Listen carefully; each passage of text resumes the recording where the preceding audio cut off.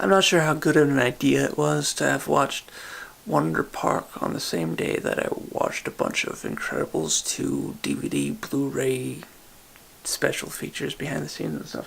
I think CG in general is moving towards this very exciting time where it's not so technically difficult that it prevents you from working with other groups. It ends up making this collage and this freeform where your scene can play because of a great effect or playing with light. So the sophistication of a director like Brad being able to play with that in animation adds to the filmmaking style. And the more we get to see this, the more we're going to start to see really unique styles of other directors. So the thing about that is, with Wonder Park, there is no director.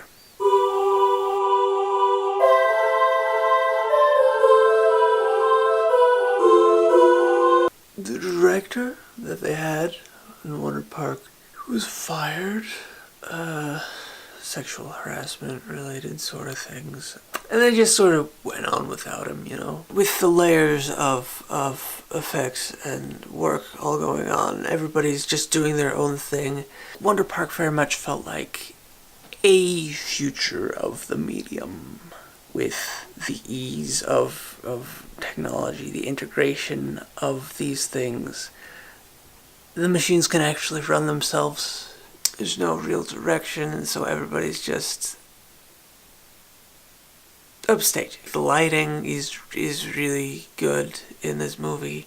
The colors, the camera is just like, ooh, look at me, I'm camera animator guys.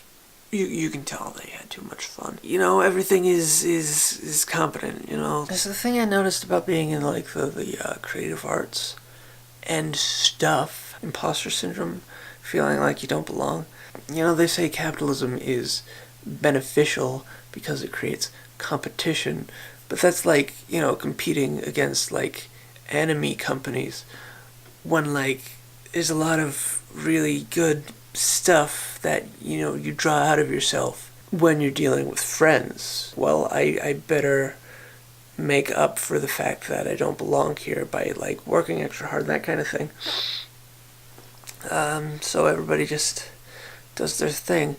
There's a lot that can get lost because everybody's just doing their thing, you know, the best they can do without any real direction. The thing about, you know, being directionless, like lacking direction, lacking a director to direct, you know, in a lot of ways that the movie really is, you know, it's got childlike imagination to it. It's imaginative, but in a really stupid way. You want a Ferris wheel, but it's flying, and it's made out of glow sticks. It flies, and it's Ferris wheel. It's made out of glow sticks, yo. Why? No real reason. There's just not much real reason behind a lot of things. Maybe sort of a deliberate, pretend it's deliberate because the author is dead. In this case, almost literally, deliberate manifestation of the boundless imagination of a child going around doing whatever, not caring whether anything makes sense. And it feels like I'm having a stroke. There's waterfalls made out of fireworks, you know, that kind of thing. There's a balloon, the zero gravity balloon world where everything's in zero gravity and made out of balloons. You know, that's pretty cool. That stuff is pretty cool. I guess not the most strokey plot I've seen, but it's pretty darn strokey. So it starts out in Wonderland. Why is the movie called Wonder Park? There's a monkey. There's a warthog. There's a John Oliver who has no eyes. Just like a real porcupine, actually, the character does have eyes. Two beavers who are brothers. There's a bear. Animals, they live at the theme park. They're the mascots of the park, but also like the sole employees. You don't see anybody else working at the park. these cats do it all.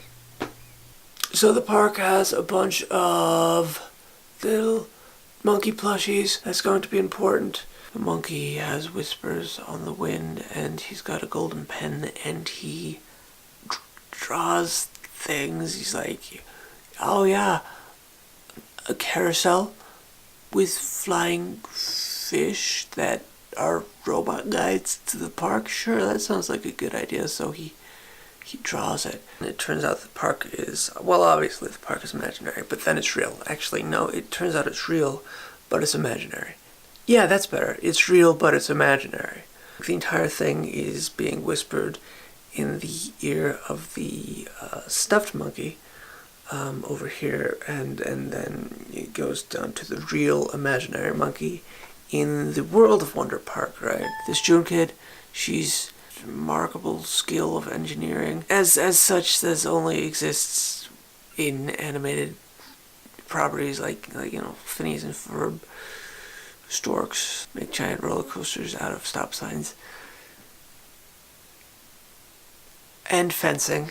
Not exclusively stop signs, that'd be weird. So they build Wonderland in miniature throughout the house, and there's this little elaborate map, and the mom writes June in really impressive fancy design over the gears. The mom is good with a pen. The loops of the calligraphy, circle perfectly around the loops of the gears. The mother succumbs to that disease that all the parents have in Victorian novels, has to go away, and then June says, okay, Mom has Victorian novel disease, it's time to get serious.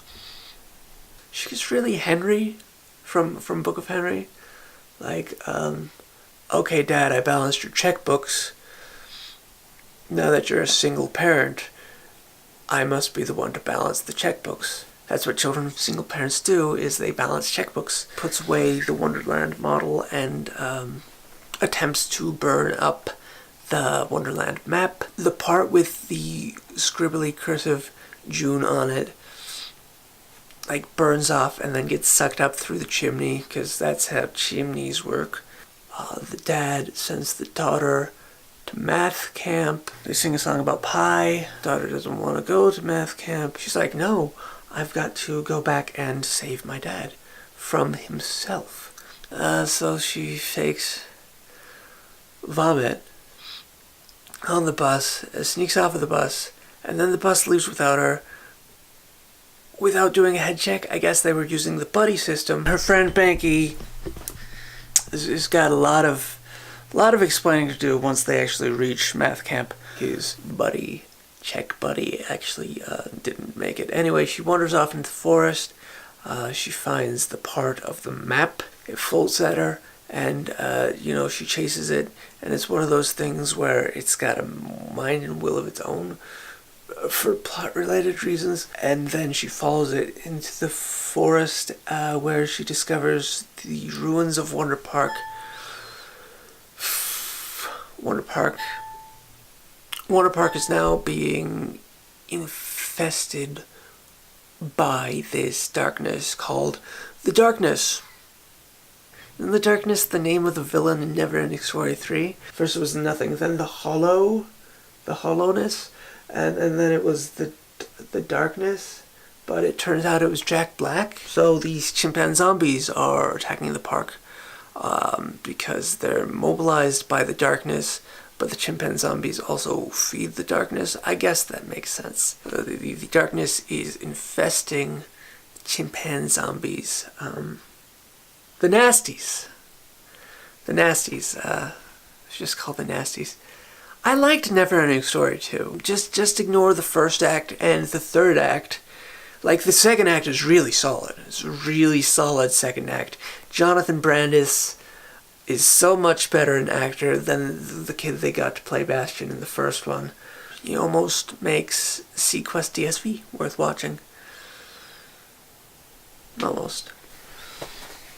June rigs up like a giant robot that throws things, ropes arms to the levers and arms and feet, so she's just dangling there and controlling it like a giant mecha. The whole thing was really kind of fetishy. If giant mecha were a fetish, this would be a great movie if you're into that kind of thing. There's this scene where the bear is on top of a roller coaster, you know, and he rolls it, and they have to stop him before he dies, and you know, there's no purpose to that in the plot, you know. Like that entire scene could have been excised and nothing would have changed, except it caused more damage for them to clean up off screen. June, you know, she follows the monkey up into the portal of darkness, and she gathers the will to random Solaris homage. I think, you know, like the gravity goes like null G for no reason. You know, it just reminded me of Solaris, the Tartakovsky one, not the Soderbergh one. She gets the will to whisper in the monkey's ear, and that makes everything better. June's like, she tells the monkey, she whispers in his ear, you are going to build the biggest slide in the world out of bendy straws, specifically the bendable part. So they figure out that the secret behind getting the park to work again is to write the name in bendy straws, June's name, like in the map, like the mom did. The cursive loopies, actually a giant slide made out of bendy straw.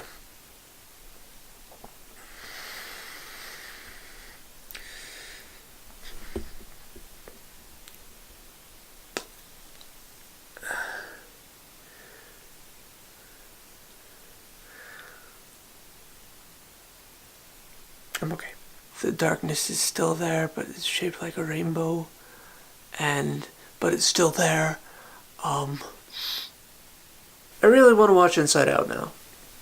Actually, I wanted to watch Inside Out like all week, for unrelated reasons. And then the mom comes back. Then June shares the miniature model of Wonderland with all the neighbors and stuff. Probably makes bank charging admission, I don't know. You know, the kid's got a real future in engineering. Song about pie plays over the end credits. No directing credit listed. The end. Yeah, it really felt like I was having a stroke while I was watching this movie.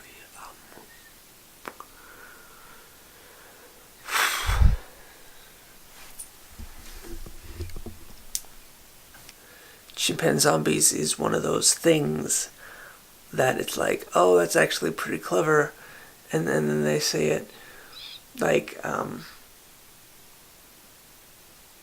bunch of times, you know, fun drinking game, take a shot every time they say chimpanzombies. If you take a shot every time anybody says splendiferous, you die of kidney failure. Take an extra shot anytime anybody says you are the wonder in Wonder Park. Your ancestors all retroactively die of kidney failure. That's what they died of now. You put the danger in the danger zone. You put the fury in Fury Road. You put the thunder in Thunderdome. Splendiferous it's actually a pretty good word. It's just too fun to say, you know, that ruins it, you know. But it's a useful word. Really useful words. Well, if you wanted to see how the painting that I started working on in our last vlog is going, it's upside down right now, which is a problem. I'm gonna have to just scrape it all out and then just work it on it again. Just, you know, like, this is about what? Oh, or you could do that. I wanted to see Alita Battle Angel.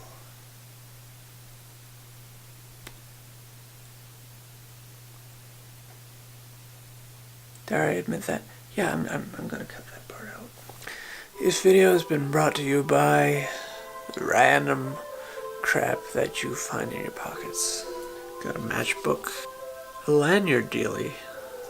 I got a popsicle stick. I also have a key in my pocket. Tissue. And another tissue. My wallet. And... oh, that's red. I don't have a right back pocket in this pair of pants. There's a story behind that.